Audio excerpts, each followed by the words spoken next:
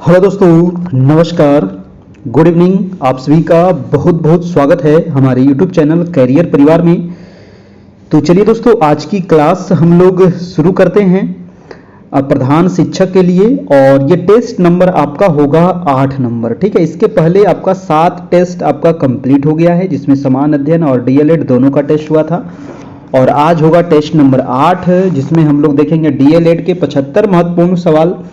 और ये जो क्लास होती है ये डेली चलती है रात में 9 बजे से। ठीक है, तो 9 बजे से आपको बिल्कुल क्लास में ज्वाइन हो जाना है। इसके लिए चैनल को सब्सक्राइब जरूर कर लीजिएगा ताकि आपको नोटिफिकेशन मिल सके। ये प्रधान शिक्षक परीक्षा 2024 के लिए तैयारी चल रही है आप सभी की। और इसमें समान अध्ययन और डीएलएड दोनों की क्लास चल रही है, जिसमें नोट्स भी दिया जा रहा है, पीडीएफ भी दिया जा रहा है ना, टेस्ट भी जो हो रहा है वो भी दिया जा रहा है। सब चीज आपको मिल जाएगा। ठीक है, इसके लिए आपको थोड़ा सा चार्ज लगेगा दोस्तों। ये नंबर आपको दिया गया है यहाँ पर। इस नंबर पे आप हमें व्हाट्सएप नंबर आपका देखिए यही है 7857824310। इसमें अगर आप जुड़ते हैं तो अगर आप पीडीएफ नोट्स लेना चाहते हैं तो इसमें 399 आपको चार्ज देना पड़ेगा, जो आपको ऑनलाइन पे करना पड़ेगा। जो हमारे नए शिक्षक है अगर जुड़ना चाहते हैं, अगर जो पुराने शिक्षक जो पहले से जुड़े हुए हैं अगर उनको जुड़ना है तो मात्र उनको 201 रुपया पे करना पड़ेगा, तभी उनको फिर नए ग्रुप में पीडीएफ मिल पाएगा। ठीक है, तो जो भी इस नंबर पे फोन पे गूगल पे के माध्यम से आपको ऑनलाइन पे करना होगा। पेमेंट करने के बाद क्या करना है तो स्क्रीनशॉट ले लेना है और इस नंबर पर आपको व्हाट्सएप कर देना है। आपको पीछे जितनी क्लासेज हुई है, अभी 8वां क्लास है आज, तो पीछे की सारी क्लासेज आपको मिल जाएगी। वीडियो भी मिल जाएगा, पीडीएफ भी मिल जाएगा, नोट्स भी मिल जाएगा। ठीक है, जिसमें डीएलएड भी रहेगा, समान अध्ययन भी रहेगा, सब्जेक्टिव भी है, ऑब्जेक्टिव भी है, सब चीज है। ठीक है, तो चलिए शुरू करते हैं आज की क्लास। और आपको बता दूं कि जो भी पेमेंट करेंगे तो जरूर से आप स्क्रीनशॉट जरूर भेजिएगा, है ना। ये नहीं कि आज पेमेंट किए तो 4 दिन के बाद स्क्रीनशॉट भेजिएगा तो फिर आपको नहीं जोड़ा जाएगा। इसीलिए जब आप पेमेंट करें तो उसी दिन आप स्क्रीनशॉट जरूर हमें भेज दें ताकि हम आपको जोड़ सके और आपको पीडीएफ पीछे का सारा आपको दे सके, है ना। पर्सनली आपको मिल जाएगा। ठीक है, तो चलिए शुरू करते हैं आज की क्लास। गुड इवनिंग, कैसे हैं आप सभी लोग? आशा करते हैं आप लोग अच्छे होंगे, तैयारी कर रहे होंगे। तो आज का पहला सवाल है आपके स्क्रीन पे कि मैस्लो ने अपने अभिप्रेरणा सिद्धांत में कितने प्रेरकों की चर्चा की है। जी हाँ, तो मैस्लो दोस्तों अभिप्रेरणा सिद्धांत में कितने प्रेरक की चर्चा किए हैं, है ना। जो मैस्लो महोदय है मनोवैज्ञानिक है, 3 प्रकार के, 5 प्रकार के, 7 प्रकार के या फिर 9 प्रकार के। तो मैस्लो ने अभिप्रेरणा के सिद्धांत जो दिए हैं वो क्या होगा, जल्दी से बताइएगा। ABCD 3, 5, 7 या 9, है ना। फटाफट आ जाइए सभी लोग, 9 बज गई है। गुड इवनिंग सभी लोगों को। 9 बजे से आपकी क्लास चलती है, डेली चलती है रात में 9 बजे से। ठीक है ना, क्योंकि दिन में तो सब लोग स्कूल में रहते हैं, गर्मी की छुट्टी हो गई है, फिर भी स्कूल जाना है कि नहीं। तो फिर गर्मी की छुट्टी काहे का है वो, है ना। डेली स्कूल आपको जाना ही पड़ेगा। तो मैस्लो के अनुसार दोस्तों ये अभिप्रेरणा का सिद्धांत जो है ये 5 प्रेरकों की चर्चा की गई है। आपका जो आंसर हो जाएगा वो बी नंबर आपका आंसर हो जाएगा। नेक्स्ट प्रश्न है आपका दूसरा नंबर। दूसरा सवाल है कि किसी बालक की मानसिक प्रक्रियाओं एवं व्यवहारों के अध्ययन के लिए बाल मनोविज्ञान विधि कौन सी है। तो बाल मनोविज्ञान विधि कौन सी होगी बालक की मानसिक प्रक्रियाओं एवं व्यवहार के अध्ययन के लिए? क्या होगा दोस्तों, जल्दी से बताइएगा। ऑप्शन दिया गया है आपको, साक्षात्कार विधि, व्यक्तिगत अध्ययन विधि या फिर निरीक्षण अथवा बहिर्दर्शन विधि या फिर उपयुक्त सभी। तो इसका राइट आंसर हो जाएगा भाई आपका उपयुक्त सभी, आना डी नंबर बिल्कुल सही हो जाएगा। नेक्स्ट प्रश्न है आपका प्रश्न नंबर 3 नंबर है कि किसी बालक के व्यवहार को उत्पन्न करने वाला कारक कौन सा है। तो किसी बालक के व्यवहार को उत्पन्न करने वाला कारक क्या होगा? मानसिक तथा शारीरिक अवस्थाओं की पूर्ति, चिंतन के साथ सार्थक रूप से समायोजन करना, या फिर आपका सी नंबर है बालक के प्रभावी मूल्य या फिर बालक के प्रति की गई सामाजिक आवश्यकताओं की पूर्ति। तो इसका आंसर क्या होगा? 3 का आंसर क्या होगा? देखिए 3 का जो आपका राइट आंसर हो जाएगा, यानी कि किसी बालक के व्यवहार को उत्पन्न करने वाला जो कारक है वो हो जाएगा चिंतन के साथ सार्थक रूप से समायोजन करना। ऑप्शन नंबर हो जाएगा बी नंबर आपका बिल्कुल ठीक है। अगला प्रश्न है आपका प्रश्न नंबर 4 नंबर। देखिएगा कि एक शारीरिक विकलांग बालक के लिए विद्यालय में निम्नलिखित में से क्या आवश्यक रूप से होना चाहिए दोस्तों, है ना। एक बालक है जो क्या है तो शारीरिक रूप से क्या है दोस्तों, तो विकलांग है ना, दिव्यांग है, तो उस बालक के लिए विद्यालय में क्या होना चाहिए? ऑप्शन है कि बालक के लिए कक्ष में प्रवेश की उचित सुविधा का प्रबंध होनी चाहिए। बिल्कुल सही बात है, अगर इस प्रकार का बालक है तो होना चाहिए, है ना। और बालक के लिए भोजन का प्रबंध ये जरूरी नहीं है, बालक के लिए निःशुल्क शिक्षा का प्रबंध और बालक के लिए आवास का प्रबंध क्या होना चाहिए दोस्तों?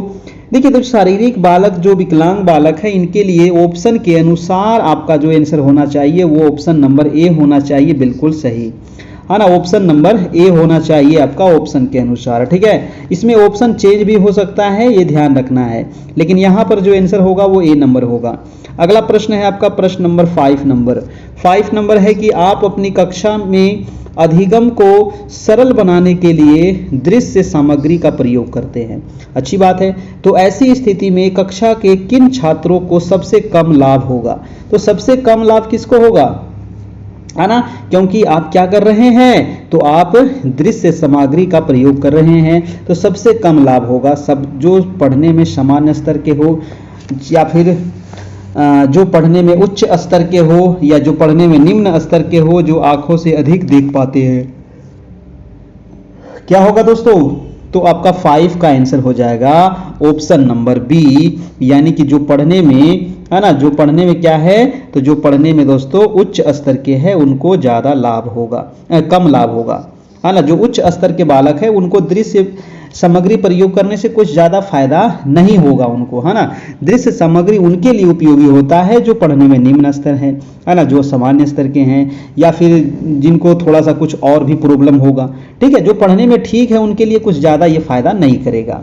अगला प्रश्न है आपका प्रश्न नंबर 6 नंबर, कह रहा है कि आपकी कक्षा के कुछ छात्र शब्दों का उच्चारण ठीक से नहीं कर पाते हैं। जी हाँ, तो इसके लिए आप निम्न में से क्या कदम उठाएंगे? क्या कदम उठाएंगे? तो शब्दों को टुकड़ों में बांटकर श्यामपट्ट पर लिख देंगे, ये कर सकते हैं, है ना, इससे जो बच्चा है कि उच्चारण सही से कर सके। या फिर छात्रों को शुद्ध उच्चारण करके सुनाएंगे, ये भी ठीक है। छात्रों से शुद्ध उच्चारण बार बार दोहराने को कहेंगे, यानी कि आपका जो डी नंबर ऑप्शन दिया गया है वो बिल्कुल सही दिया गया है, एक से अधिक हो जाएगा, है कि नहीं, उपयुक्त सभी हो जाएगा। अगला प्रश्न है आपका प्रश्न नंबर 7 नंबर सवाल कह रहा है दोस्तों कि कक्ष में दृश्य श्रव्य सामग्री के संदर्भ में निम्न में से कौन सा कथन असत्य है? है ना, कक्ष में क्या प्रयोग किया जा रहा है? तो दृश्य श्रव्य सामग्री, है ना, जिससे बच्चे पढ़ सके अच्छे से। तो निम्न में से कौन सा कथन गलत है, ये पूछ रहा है आपसे। तो ये सामग्री छात्रों की रुचियों को उत्तेजित करती है, तो बिल्कुल सही बात है ना। इस प्रकार की सामग्री तो बच्चों को उत्तेजित तो करेगा ही, है कि नहीं, तो सही है ना। अगला प्रश्न ऑप्शन है कि ये सामग्रियां मंद बुद्धि छात्रों में अधिगम को सुलभ बनाती है, या फिर सी है कि इन सामग्रियां मंद बुद्धि छात्रों में अधिगम को सुलभ बनाती है। ये दोनों ऑप्शन एक ही है क्या? ये सामग्रियां मंद बुद्धि छात्रों में अधिगम को सुलभ बनाती है, इन सामग्रियां मंद बुद्धि छात्रों में अधिगम को सुलभ बनाती है, इन सामग्री प्रयोग से शिक्षण कार्य सरल हो जाता है। ठीक है, ये भी ऑप्शन देखिए सही है। देखिए यहाँ पर जो ऑप्शन दिया गया है ना, ये थोड़ा सा गलत टाइपिंग हो गया है, ठीक है, क्योंकि ये ऑप्शन नंबर बी और ऑप्शन नंबर सी देखिए दोनों बिल्कुल सेम टाइप हो गया है ना। यहाँ पर थोड़ा सा रहेगा कि ये सामग्रियां मंद बुद्धि छात्रों में अधिगम को सुलभ नहीं बनाता है। ठीक है, एक में मैं जोड़ देता हूं नहीं, तब हो जाएगा क्या, वो गलत हो जाएगा, है ना, क्योंकि गलत हमसे पूछ रहा था। एक में जोड़ दीजिए यहाँ पर नहीं, ठीक है, क्योंकि ये दोनों ऑप्शन आपका एक ही है, दोनों ऑप्शन सेम ही है, इसीलिए इसमें हम एक में जोड़ दिए नहीं बनाता है। ठीक है, तो आंसर हो जाएगा हमारा बी, क्योंकि हमसे गलत पूछ रहा था।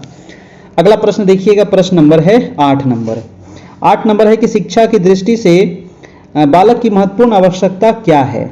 बताइए, शिक्षा की दृष्टि से दोस्तों महत्वपूर्ण आवश्यकता क्या है बालक की? तो सह शिक्षा की आवश्यकता, या फिर अच्छे भोजन की व्यवस्था, या फिर अच्छे कपड़ों की व्यवस्था, या बालकों के साथ मनोवैज्ञानिक व्यवहार की व्यवस्था। जी हाँ, तो ये काफ़ी अच्छा ऑप्शन है कि जो बालक है उनके साथ मनोवैज्ञानिक व्यवहार की व्यवस्था आवश्यकता अगर है तो ये सबसे ज़्यादा आवश्यकता है।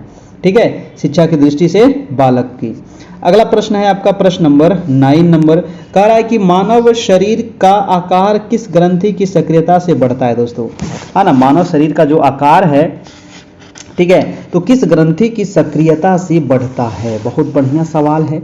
ठीक है, ऐसे तो लगेगा आपको साइंस का है, लेकिन ये इस प्रकार का सवाल भी आपको पूछेगा। पिट्यूटरी ग्रंथि से या फिर पिनियल ग्रंथि से, एड्रिनल ग्रंथि से या फिर थाइमस ग्रंथि से, क्या होगा 9 का? तो 9 का आंसर हो जाएगा आपका ऑप्शन नंबर बी, यानी कि पीनियल ग्रंथि से दोस्तों हमारा शरीर का आकार बढ़ता है। ठीक है, अगला प्रश्न है आपका प्रश्न नंबर 10 नंबर कि बालक की बुद्धि रुक जाती है ना? तो बालक की बुद्धि कब रुकेगी? शारीरिक परिपक्वता प्राप्त करने के बाद। सही है ना? विवाह होने के पश्चात रुक जाएगी ऐसा थोड़ी है, ये भी गलत है। जीवन पर्यंत चलते रहते नहीं, वृद्धि रुक जाती है ना। शारीरिक परिपक्वता प्राप्त करने के बाद क्या होता है, ये दोस्तों शरीर की वृद्धि जो है वो रुक जाता है, लेकिन है ना विकास जो होता है वो जीवन पर्यंत चलते रहता है। ठीक है, एक तो होता है कि शारीरिक विकास, एक होता है मतलब कि मानसिक विकास, है ना, यानी कि मनुष्य जो है हमेशा कुछ ना कुछ सीखते रहता है, तो वो जो विकास है वो जीवन पर्यंत चलते रहता है ना, माँ के गर्भ से लेकर के मृत्यु तक वो चलते रहता है। अगला प्रश्न देखिएगा 11 नंबर। 11 नंबर सवाल है कि बाल विकास को कितने भागों में बांटा गया है? बताइए, बाल विकास को कितने भागों में बांटा गया है? 2 भाग में, 3 भाग में, 4 भाग में या 6 भाग में?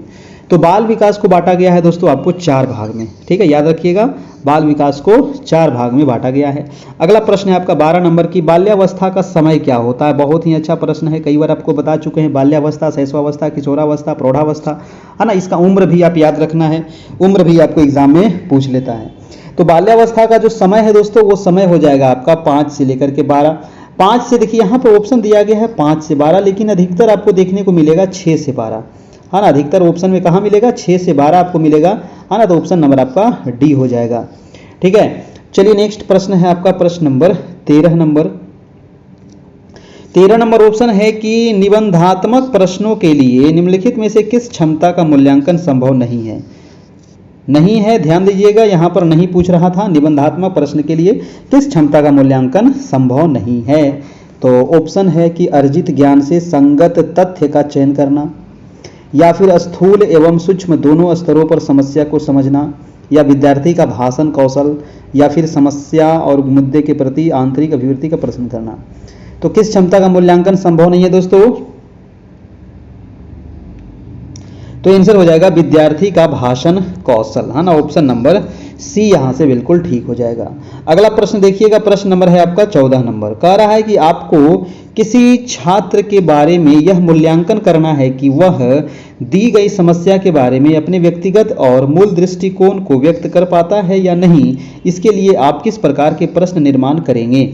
बताइए, इसका आंसर क्या होगा? किस प्रकार के प्रश्न का निर्माण करेंगे? अति लघु, या फिर निबंधात्मक, वस्तुनिष्ठ, वैकल्पिक?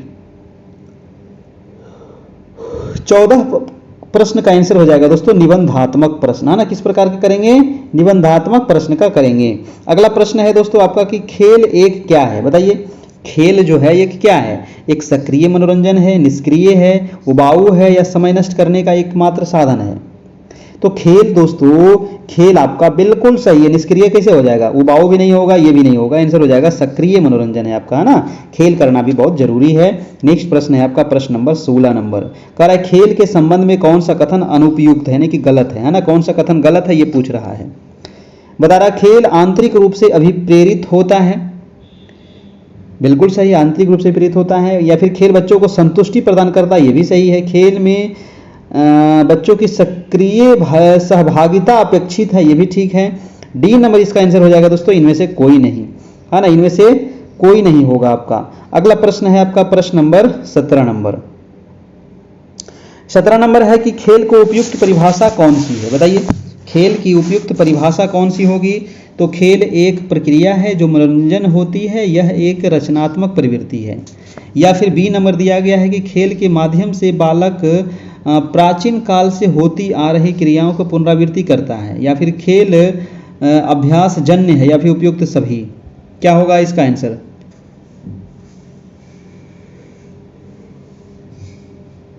देखिए, खेल का उपयुक्त परिभाषा पूछ रहा है, तो इसका जो ऑप्शन हो जाएगा दोस्तों ऑप्शन नंबर बी ज़्यादा सही आंसर है। ठीक है, ऑप्शन नंबर यहाँ से बी हो जाएगा बिल्कुल ठीक, कि खेल के माध्यम से बालक प्राचीन काल से होती आ रही क्रियाओं की पुनरावृत्ति करता है।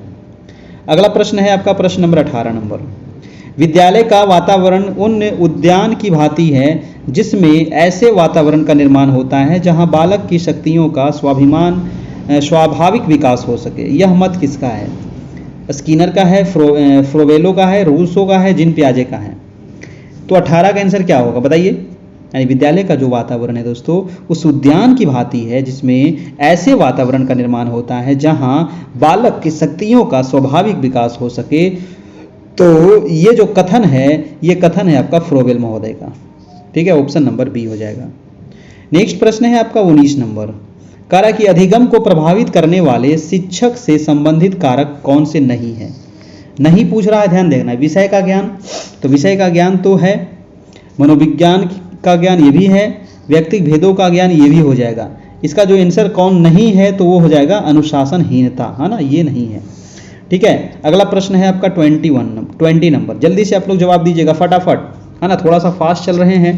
ठीक है, थोड़ा सा फास्ट चल रहे हैं, आप लोग फटाफट जवाब दीजिएगा कि एक बालक कक्षा में दी गई अनुक्रियाओं को तेजी से सीख जाता है, इसका कारण हो सकता है। देखिए, अगर आपको फास्ट लगे तो यहाँ पर जो 3 डॉट दिया है उस पर क्लिक करके दोस्तों आप इसको क्या कर सकते हैं? स्लो कर सकते हैं। ठीक है ना, स्लो कर लीजिएगा तो आपको थोड़ा सा धीरे चलेगा। ठीक है, अगर आपको और फास्ट करना है तो वो भी आप सेटिंग में जाकर फास्ट कर लीजिएगा। बताइए दोस्तों, ये इसका कारण क्या हो सकता है? एक बालक कक्षा में दी गई अनुक्रियाओं को तेजी से सीख जाता है, इसका कारण ये है कि बालक की तेज बुद्धि, है ना, इसका कारण क्या है? बालक की तेज बुद्धि, इसीलिए जल्दी सीख जाता है ना। ये बाकी ऑप्शन गलत है। अगला प्रश्न है 21 नंबर।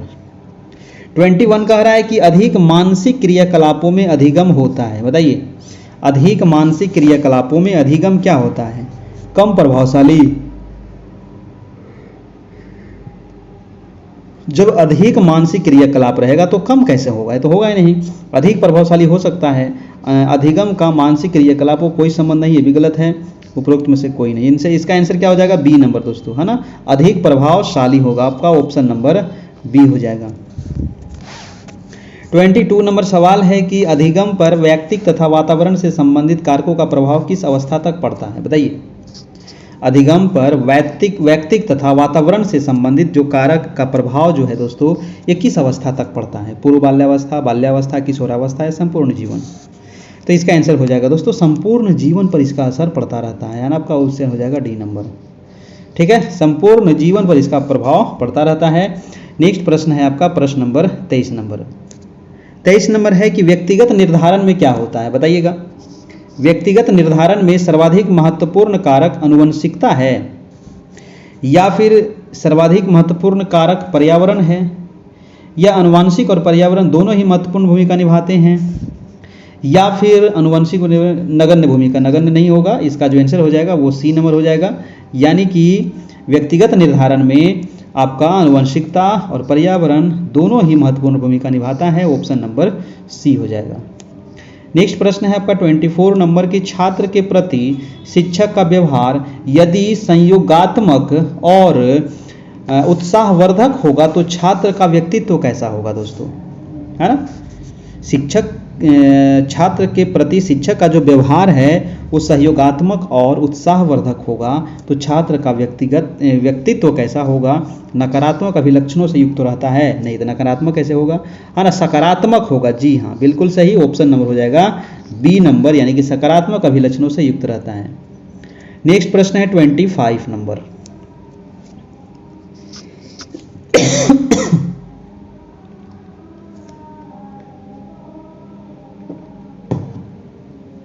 ट्वेंटी 25 कह रहा है कि मनोविज्ञान का क्षेत्र इतना विस्तृत है तभी लोग मानते हैं कि, है ना, तभी लोग मानते हैं कि जहां विज्ञान है वहीं मनोविज्ञान है, या फिर जहां हवा है वहीं पर मनोविज्ञान है, या जहां घर है वहीं मनोविज्ञान है, जहां व्यवहार है वहीं मनोविज्ञान है दोस्तों, है ना, जहां व्यवहार है वही मनोविज्ञान है, नहीं यहां पर घर होगा न हवा होगा। तो आपका आंसर क्या हो जाएगा? जहां क्या है? व्यवहार है दोस्तों, वही मनोविज्ञान है, ऑप्शन नंबर डी। नेक्स्ट प्रश्न है 26 नंबर। कह रहा है कि शिक्षा मनोविज्ञान के अंतर्गत शिक्षा से संबंधित संपूर्ण व्यवहार तथा व्यक्तित्व आ जाता है, यह कथन किसका है? शिक्षा मनोविज्ञान के अंतर्गत शिक्षा से संबंधित संपूर्ण व्यवहार तथा व्यक्तित्व आ जाता है, ये जो कथन है ये कथन है आपका स्किनर महोदय का। किसका है? स्किनर महोदय का है, ऑप्शन नंबर ए हो जाएगा। अगला प्रश्न है आपका 27 नंबर कि शिक्षा के क्षेत्र में मनोवैज्ञानिक आंदोलन का सूत्रपात करने वाला प्रकृतिवादी शिक्षा शास्त्री कौन था? शिक्षा के क्षेत्र में मनोवैज्ञानिक आंदोलन का सूत्रपात करने वाला प्रकृतिवादी शिक्षा शास्त्री जो था वो कौन था? क्या होगा? तो इसका आंसर हो जाएगा रूसो, है ना। वो कौन था दोस्तों? रूसो था, आपका ऑप्शन नंबर ए हो जाएगा।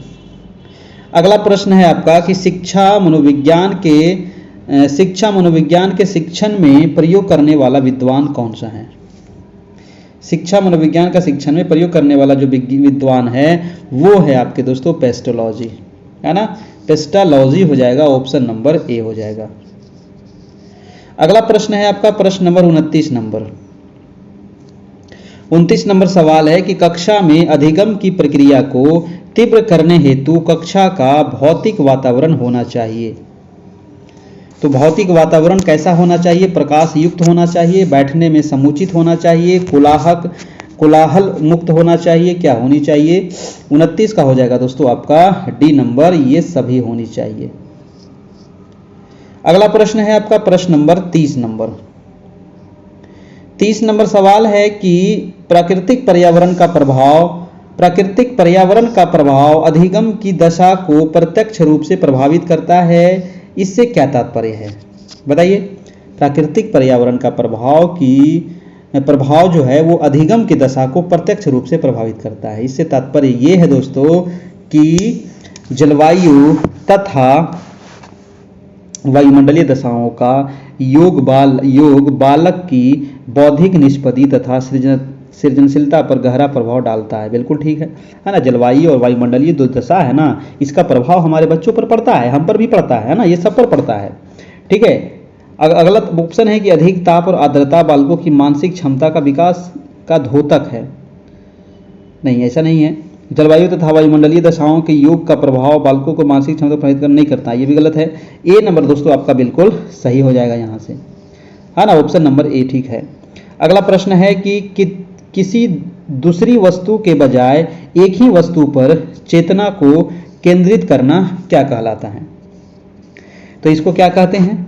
इसको कहते हैं दोस्तों ध्यान लगाना, है कि नहीं, है ना। ध्यान लगाते हैं ना, किसी दूसरी वस्तु के बजाय एक ही वस्तु पर मतलब कि केंद्रित करना, मतलब उसको ध्यान लगाना। ऑप्शन नंबर हो जाएगा सी। अगला प्रश्न है आपका 32 नंबर। 32 नंबर सवाल है दोस्तों कि मानसिक गणनाओं को प्रयोगात्मक ढंग से निष्पादित करके समस्याओं का समाधान करना क्या कहलाता है?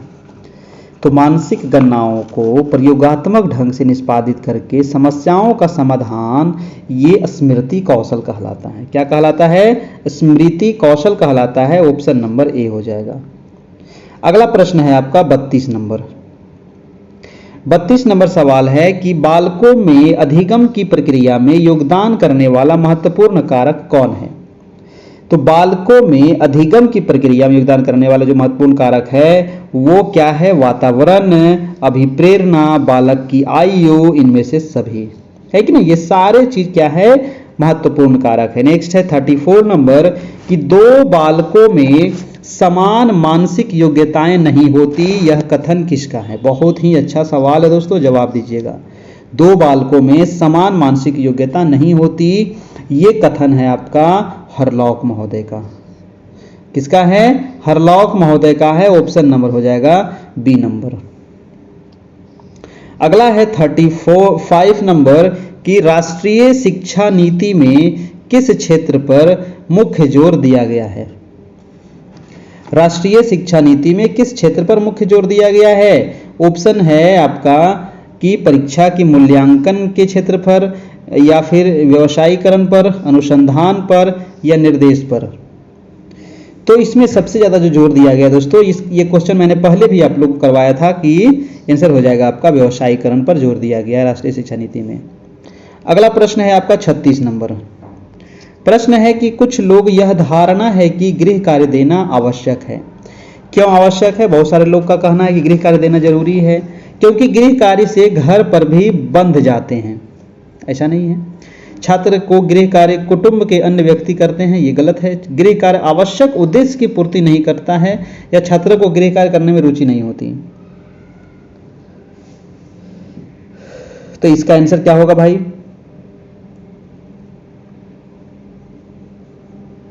क्योंकि गृह कार्य आवश्यक उद्देश्य की पूर्ति नहीं करता है ना। ऑप्शन नंबर हो जाएगा सी नंबर। ऑप्शन हो जाएगा आपका सी नंबर, है ना, सी नंबर इसका आंसर कर लीजिएगा। अगला प्रश्न हो जाएगा 37 नंबर। शिक्षक को प्रभावशाली बनाने हेतु पर्यटन का बड़ा महत्व होता है। शिक्षण को प्रभावशाली बनाने के लिए पर्यटन का बहुत बड़ा महत्व होता है। क्यों होता है? देखिए, पर्यटन का महत्व इसलिए होता है कि अगर आप किसी चीज़ों को ना अपनी आंखों से अगर आप देख लेते हैं दोस्तों, तो वो चीज़ आपके दिमाग में छप जाता है। जैसे कहीं आप घूमने गए और किताब में वो चीज़ आप पढ़ रहे हैं, तो जो किताब में पढ़ रहे हैं और जो प्रत्यक्ष रूप से उस चीज़ को आप देख रहे हैं, तो वो जल्दी आपके दिमाग में सेट हो जाता है। ठीक है, तो इसका आंसर क्या होगा कि इसका आंसर हो जाएगा आपका कि छात्रों को, है ना, छात्रों को कक्षा में पढ़ाए जाने वाली वस्तुओं का वास्तविक अनुभव होता है। ठीक है, पर्यटन कराने से, इसीलिए ये महत्वपूर्ण है। अच्छा, ऑप्शन नंबर सी हो जाएगा आपका। अगला प्रश्न देखिएगा, प्रश्न नंबर है आपका 38 नंबर। करा निम्नलिखित में से किसने अभिप्रेरणा देने वाले 4 घटकों की विवेचना की है? तो 4 घटक की विवेचना करने वाले जो व्यक्ति थे, जेपी डिसेको। जेपी डिसेको ऑप्शन नंबर हो जाएगा, ऑप्शन नंबर हो जाएगा आपका ए नंबर। ठीक है, ऑप्शन नंबर ए। नेक्स्ट प्रश्न है आपका 39 नंबर। निम्न में से किसको एक अभिप्रेरित शिक्षण का संकेतक माना जाता है? किसको एक अभिप्रेरित शिक्षण का संकेतक माना जाता है? क्या होगा दोस्तों 39 का? ऑप्शन है कक्षा में अधिकतम उपस्थिति, या शिक्षक द्वारा दिया गया उपचारात्मक कार्य, या फिर आपका सी नंबर ऑप्शन दिया गया है कि विद्यार्थियों द्वारा प्रश्न पूछना, या फिर आपका डी नंबर है कक्षा में एकदम खामोश। आंसर हो जाएगा सी नंबर, है ना, प्रश्न पूछना। अगला प्रश्न है आपका 40 नंबर। कह रहा है कि किसी बालक में प्रेरणा के माध्यम से सुधार किया जा सकता है। तो प्रेरणा के माध्यम से क्या सुधार करेंगे भाई, जल्दी से बताइएगा।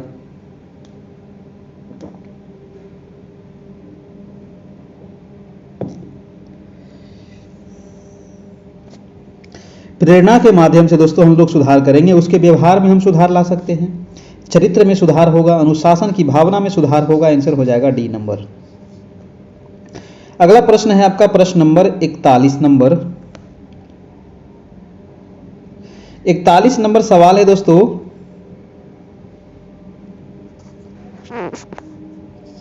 कि आप अपनी कक्षा के एक पिछड़े छात्र में अधिगम की गति को तीव्र करना चाहते हैं। ठीक है, जिससे कि वह सामान्य छात्रों की श्रेणी में आ सके।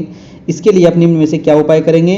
तो ऑप्शन दिया गया है कि उत्तम शिक्षण विधियों का प्रयोग करते हुए इसे सही दिशा में प्रेषित करेंगे, उसके माता पिता से उसकी शिकायत करेंगे। तो ये गलत है, आपका आंसर हो जाएगा ए नंबर। ठीक है, ऑप्शन नंबर ए हो जाएगा। देखिए सी डी ऑप्शन में कुछ लिखा नहीं है, टाइपिंग मिस्टेक है ना। अगला प्रश्न हम देखते हैं। अगला प्रश्न है आपका 42 नंबर। 42 नंबर सवाल है कि बालकों के स्वभाव को समझने के लिए शिक्षकों को निम्नलिखित में से किसका अध्ययन करना चाहिए? अब बालक का व्यवहार कैसे समझिएगा, है ना। तो बालक के व्यवहार समझने के लिए आपको क्या करना चाहिए, किसका अध्ययन करिएगा? तो सामाजिक विज्ञान का, या फिर प्राकृतिक विज्ञान का? नहीं, तो इन सभी में से हम करेंगे बाल मनोविज्ञान का अध्ययन, तब ना बच्चों को हम उसके स्वभाव को समझ सकते हैं। अगला प्रश्न है आपका 43 नंबर। कह रहा है कि बालक के सामाजिकता का परीक्षण किस विधि द्वारा किया जाता है? बालक के सामाजिकता का परीक्षण जो है किस विधि द्वारा किया जाता है? ऑप्शन है उपचारात्मक विधि, समाजमिति विधि, साक्षात्कार विधि, प्रयोगात्मक विधि। 43 का हो जाएगा दोस्तों आपका समाज मिति विधि, है ना, ऑप्शन नंबर बी। अगला प्रश्न है आपका 44 नंबर।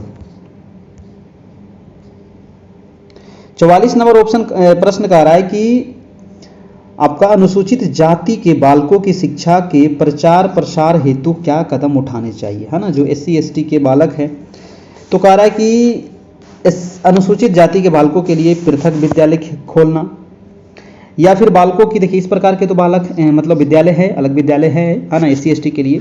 बालकों की शिक्षा के लिए विशेष प्रकार के प्रोत्साहनक सूत्रपात करना, ये भी ठीक है। विद्यालय में बालकों को समानता दिलाने के लिए संघर्ष करना, यानी कि आंसर हो जाएगा आपका D नंबर, है ना, एक से अधिक हो जाएगा, इनमें से सभी हो जाएगा। अगला प्रश्न है आपका 45 नंबर, कह रहा है कि 45 नंबर की मनुष्य जो कुछ बनता है उस पर वातावरण का प्रभाव पड़ता है, यह कथन किसका है। देखिए ये कथन काफ़ी इंपॉर्टेंट है ना, और कथन आपको याद रखना जरूरी, हर एक टेस्ट में हम 3 से 4 कथन देते ही हैं। तो मनुष्य जो कुछ बनता है उस पर वातावरण का प्रभाव पड़ता है, ये कथन है आपका किसका, हर्बर्ट का, है ना, हर्बर्ट का ये आपका कथन है, ऑप्शन नंबर सी है। अगला प्रश्न है आपका 46 नंबर की, एक अध्यापक को महत्व देना चाहिए, किस चीज़ पर महत्व देना चाहिए, जल्दी से बताइएगा। पिछड़ी पृष्ठभूमि के छात्रों को या अनुसूचित जाति के छात्रों को? तो ऐसा कुछ नहीं है, एक अध्यापक को दोस्तों सभी को समान रूप से देखना चाहिए, है ना, कोई भी बच्चे हो सभी को क्या करना है, समान रूप से देखना है, महत्व देना है।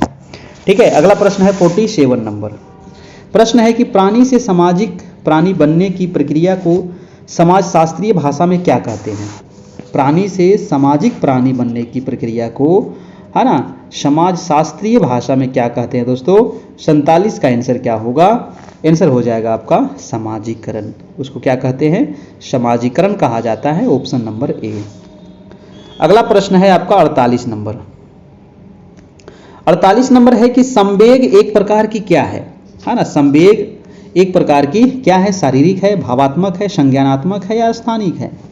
देखिए संवेग एक प्रकार का भावात्मक क्रिया है ना, क्या है, संवेग क्या है दोस्तों, एक भावात्मक क्रिया है, ऑप्शन हो जाएगा बी नंबर। अगला है 49 नंबर, कह रहा है कि व्यक्तित्व व्यक्ति के व्यवहार का स्वरूप है। तो व्यक्तित्व व्यक्ति के व्यवहार का स्वरूप किस प्रकार का है दोस्तों, विशिष्ट है, सामान्य व्यवहार या समग्र व्यवहार, क्या होगा। तो व्यक्तित्व जो है व्यक्ति के समग्र व्यवहार का स्वरूप है, ऑप्शन हो जाएगा सी नंबर। अगला प्रश्न है 50 नंबर, 50 नंबर सवाल कह रहा है दोस्तों कि सुषमाकलित व्यक्तित्व के अभिलक्षण हैं। सुषमाकलित व्यक्तित्व के अभिलक्षण क्या होते हैं। तो ऑप्शन देखिएगा जल्दी से, है ना, फटाफट जवाब दीजिए। नियमितता, दूरदर्शिता, सहनशीलता और संवेगात्मक परिपक्वता। तो इसका देखिए आंसर हो जाएगा सी नंबर, यानी कि ए और बी यहाँ से दोनों हो जाएगा दोस्तों, है ना, ए भी सही है और बी भी सही है। ठीक है, ये सभी अभिलक्षण होते हैं। नेक्स्ट प्रश्न है आपका 51 नंबर, सही कथन को यहाँ पर चिन्हित करना है 51 को। तो सही कथन कौन सा है, ऑप्शन है कि व्यक्तित्व हमें उत्तराधिकार में प्राप्त होता है, ऐसा है, ऐसा तो बिल्कुल नहीं है। हम व्यक्तित्व को अर्जित करते हैं, नहीं, व्यक्तित्व न तो पूर्णतया उत्तराधिकार में मिलता है और न ही इसे पूर्णतया अर्जित किया जा सकता है। सी नंबर आपका बिल्कुल सही हो जाएगा। ठीक है, अगला प्रश्न है 52 नंबर, किसने कहा है, बताइए, किसने कहा है कि अभिप्रेरणा कार्य को प्रारंभ करने, जारी रखने एवं नियमित करने की प्रक्रिया है। कौन से वो मनोवैज्ञानिक है दोस्तों, तो मनोवैज्ञानिक का नाम है आपका, क्या नाम है ना, अच्छा, अब अच्छा मतलब आप समझ जाइए, गुड, है ना, गुड ने कहा है। अगला प्रश्न है आपका 53 नंबर की आंतरिक अभिप्रेरणा कहलाती है, बताइए आंतरिक अभिप्रेरणा क्या कहलाती है। सकारात्मक, नकारात्मक। तो आंतरिक अभिप्रेरणा नकारात्मक कभी नहीं होगा, है ना, आंसर क्या होगा आपका सकारात्मक, ऑप्शन हो जाएगा सकारात्मक। अगला प्रश्न है आपका 55 नंबर की भोजन, पानी एवं हवा आदि आवश्यकताएं ये क्या कहलाती हैं। तो ये सभी चीज़ें हमारे जैविक चीज़ें हैं, है ना, ये सभी चीज़ें हमारी क्या है दोस्तों, तो जैविक चीज़ें हैं, ऑप्शन हो जाएगा डी नंबर। ठीक है, चलिए अगला प्रश्न चलते हैं। और इससे पहले मैं आपको बता दूं कि अगर आपको पीडीएफ नोट्स चाहिए तो आप इस नंबर पे कांटेक्ट कर सकते हैं। ये नंबर हमारा दिया गया है जहां आपको सारे पीडीएफ नोट्स मिल जाएंगे, समान अध्ययन, डीएलएड, है ना, सभी चीज़ों का। और ये हमारा चैनल है, चैनल को आप सब्सक्राइब जरूर कर लीजिएगा। कैरियर परिवार को अपने दोस्तों को शेयर जरूर करना है, ठीक है, ताकि सभी लोगों को मिल सके। और डेली आपको टेस्ट होती है रात में 9 बजे से, है ना, डेली टेस्ट चलती है दोस्तों रात्रि में 9 PM से। तो आपको चैनल को क्या करना है, सब्सक्राइब जरूर करना है, कैरियर परिवार चैनल को, है ना, ताकि आपको डेली टेस्ट मिल सके। अगला प्रश्न देखिएगा कि अंतर्नोद को संतुष्ट करता है। बताइए अंतर्नोद को संतुष्ट कौन करता है? पानी करता है, भोजन करता है, प्रोत्साहन करता है या अभिप्रेरक करता है? 55 का हो जाएगा दोस्तों भोजन, है ना, आंसर क्या हो जाएगा? भोजन। नेक्स्ट प्रश्न है आपका 56 नंबर की, अभिप्रेरण का अधिगम से क्या संबंध है?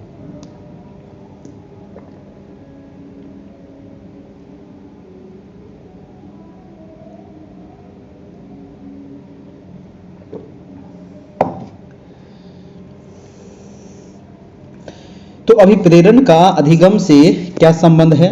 निकटता का संबंध है, दूरी का संबंध है, विषय वस्तु का संबंध है या फिर कोई नहीं? तो इसका आंसर हो जाएगा निकटता का संबंध है दोस्तों, है ना। अगला प्रश्न चलते हैं, प्रश्न नंबर है 57 नंबर।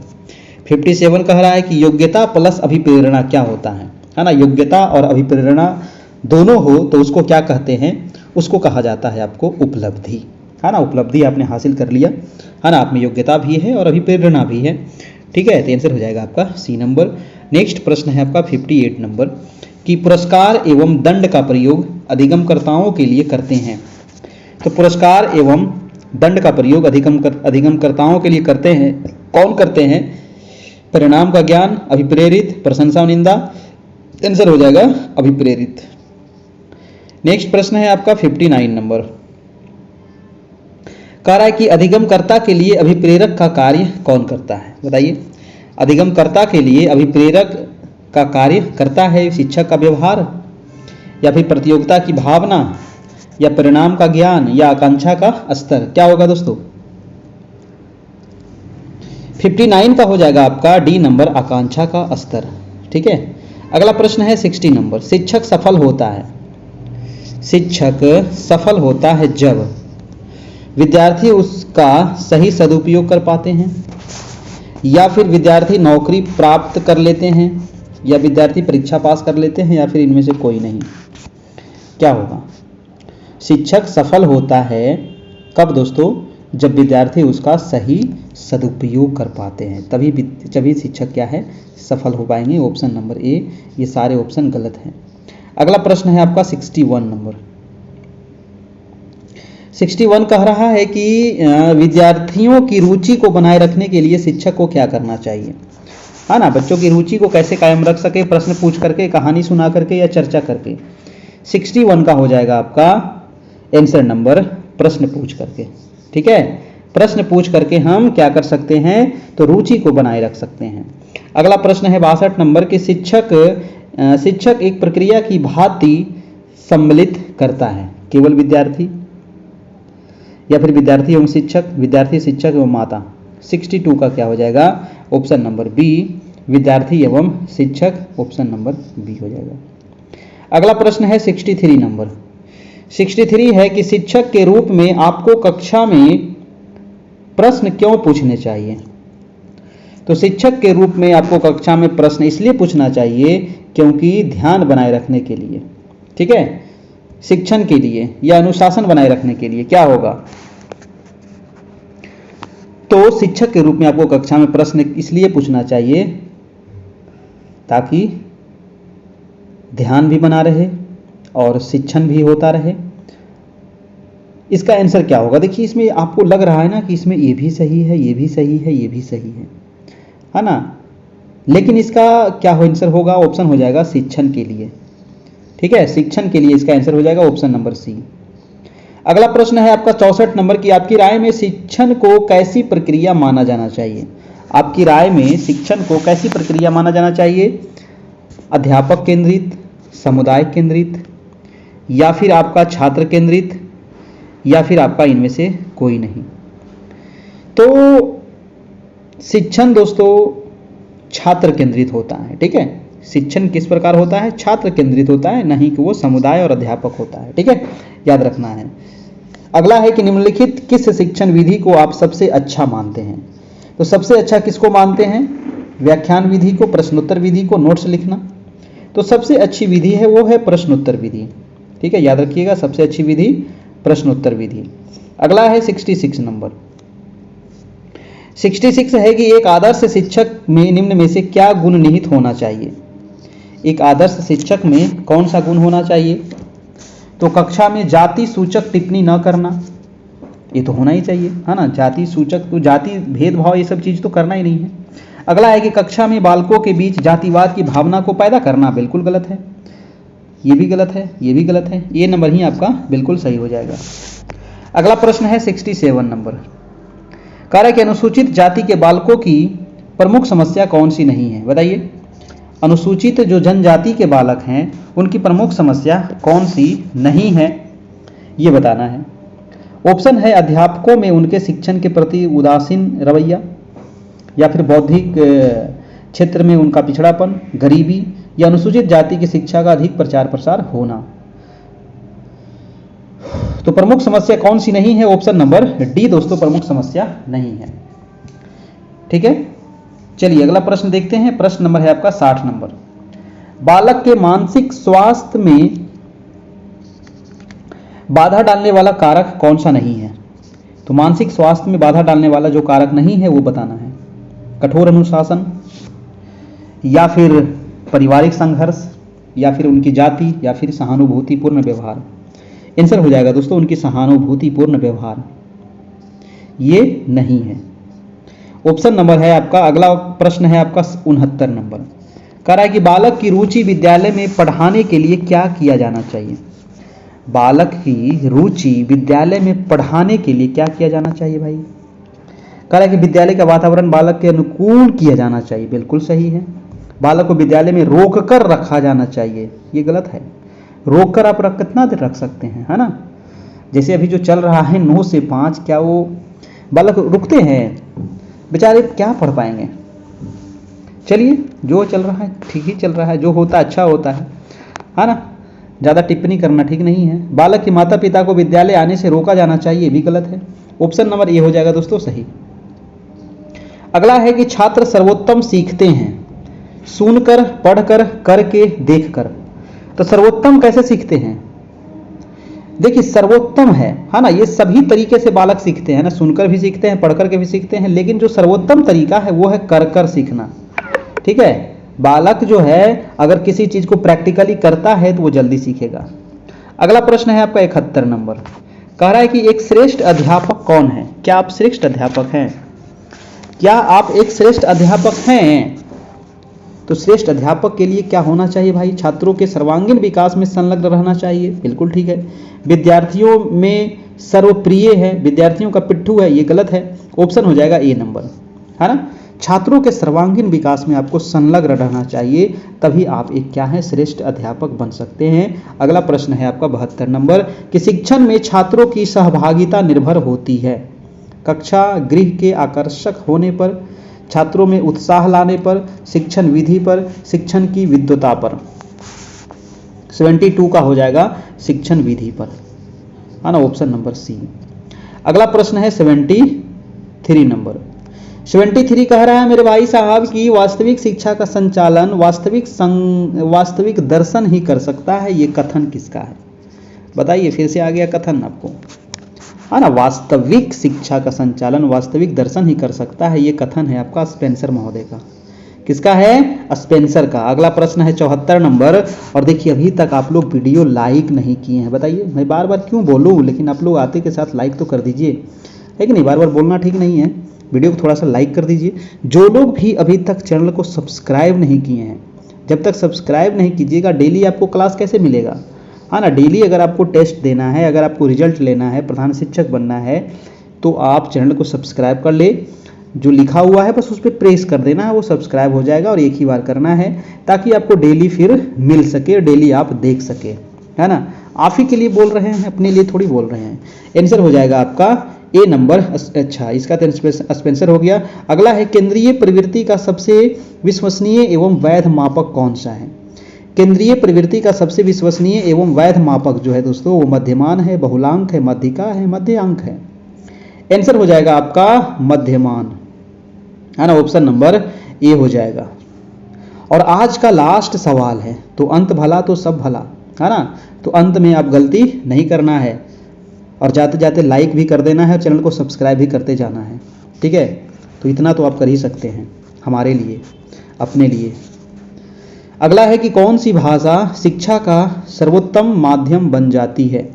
कौन सी भाषा जो है वो शिक्षा का सर्वोत्तम माध्यम बन जाती है। राष्ट्रभाषा, प्रादेशिक भाषा, अंतर्राष्ट्रीय भाषा या मातृभाषा। तो सबको पता है दोस्तों कि जो शिक्षा मिलनी चाहिए वो मातृभाषा में मिलनी चाहिए और यही सर्वोत्तम माध्यम है, ऑप्शन नंबर डी। ठीक है, तो ये रहा आज का टेस्ट। कैसा लगा बताइएगा। देखिए जब ये पीडीएफ आपको दिया जाएगा ना तो ये क्वेश्चन के जस्ट नीचे हम आंसर लिख देंगे ताकि आप लोग को इसको याद करने में काफ़ी सहूलियत होगा। ठीक है, तो न्यू बैच जो स्टार्ट हुई है इसमें अगर आपको जुड़ना है तो जल्दी से जुड़ जाइए, क्योंकि धीरे धीरे करके ये निकलता जा रहा है ना। अभी ज़्यादा क्लास नहीं हुई है ना। ये आपको 399 आपको लगेगा इसमें चार्ज। जो नए टीचर हैं और जो पुराने शिक्षक हैं हमारे यहाँ पहले से जुड़े हुए हैं उनको मात्र 201 रुपया लगेगा। तभी दोस्तों आपको फिर नया पीडीएफ। हाँ, और एक चीज़ आपको बता दूं कि जो आप लोग को जो पीडीएफ दिया गया था है ना, डीएलएड वाला, क्या आप उसको पढ़ रहे हैं कि नहीं पढ़ रहे हैं? वो बहुत इंपॉर्टेंट पीडीएफ है दोस्तों, जो 71 पेज का है, आपका 71 पेज का है, जो है ना बहुत इंपॉर्टेंट है। उसको आप जरूर पढ़िएगा है ना। आपसे रिक्वेस्ट है आप उसको निकलवा लीजिएगा।